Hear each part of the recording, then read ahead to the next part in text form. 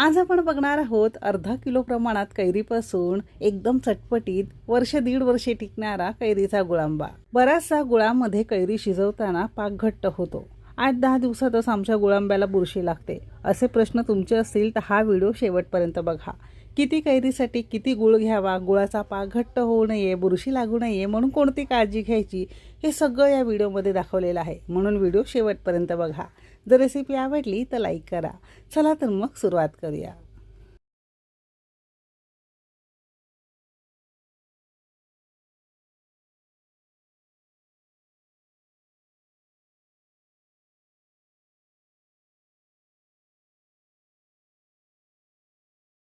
गुळांबा बनवण्यासाठी सगळ्यात पहिली आणि महत्त्वाची अशी टीप, एक तर कोणतीही गाभेदार किंवा मोठ्या आकाराची कैरी तुम्ही घेऊ शकता।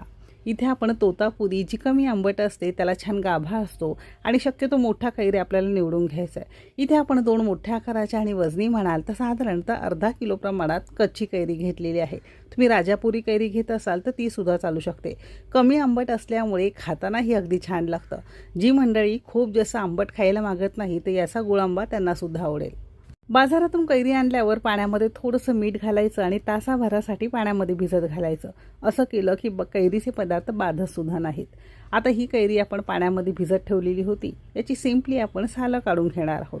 तर आजच्या व्हिडिओमध्ये अर्धा किलो कैरीपासून आपण हा गुळांबा तयार करतोय। तुम्हाला जास्त करायचं असेल तर प्रमाण तुम्ही वाढवू शकता। बाकी बनवण्याची पद्धत सेमच आहे। दोन्ही कैरीची सालं काढून आपण देठाचा भाग सुरीने कापून टाकलाय। आता घरामध्ये तुमच्या जर मोठी केसनी असेल ना, त्यामध्ये आपल्याला ही कैरी किसून घ्यायची, म्हणजे गुळांब्याला ना छान एक मस्त रेषा किंवा छान लच्छेदार तुमचा हा गुळांबा तयार होतो। नसेल तर सिंपली घरातली कोणतीही किसणी घेतली तरी सुद्धा चालू शकेल। फक्त हे किसून घेताना वरपासून कैरी खालपर्यंत किसून घ्यायची, म्हणजे असे मोठ्या रेषांमध्ये किंवा लच्छेदार असा हा कैरीचा किस मिळतो। तसा हा आपण सगळ्या दोन्ही कैरी किसून घेतलेला आहे। देठाचा भाग काढून साधारणतः एक 350 ते 400 ग्राम तुम्हाला हा कैरीचा किस गुळांब्यासाठी तयार मिळतो। साधारणतः एक 400 ग्राम तुमचा हा किस असेल तर त्यानुसारच आपल्याला यामध्ये गूळ घालायचा आहे। तर तुम्ही इथे बघू शकता अगदी छान लच्छेदार असे हे आपण कैरी किसून घेतलेली आहे। दुसरी आणि महत्त्वाची अशी टीप, कोणतेही आंबट पदार्थ करताना तांब, पितळ कोणतेही धातूचं भांडं वापरायचं नाही।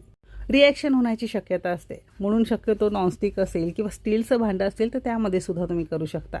स्टीलचं भांडं गॅसवर गरम करून घेतलेलं आहे, त्यामध्ये सगळा हा कैरीचा आपण किस काढून घेतलाय। आता बघा 400 ग्राम तर तुमचा हा कैरीचा किस असेल तर त्याच्या जेमथेम तेवढाच, म्हणजे 400 ग्रामच तुम्हाला बारीक चिरून तुम्हाला इथे गूळ घ्यायचा आहे। इथे आपण ऑर्गॅनिक गूळ बारीक बारीक तुकड्यांमध्ये चिरून घेतलाय। केमिकल विरहित असल्यामुळे आपल्या शरीरासाठी सुद्धा चांगला। तुम्ही साधा कोणताही गूळ वापरू शकता। बऱ्याचदा काय होतं,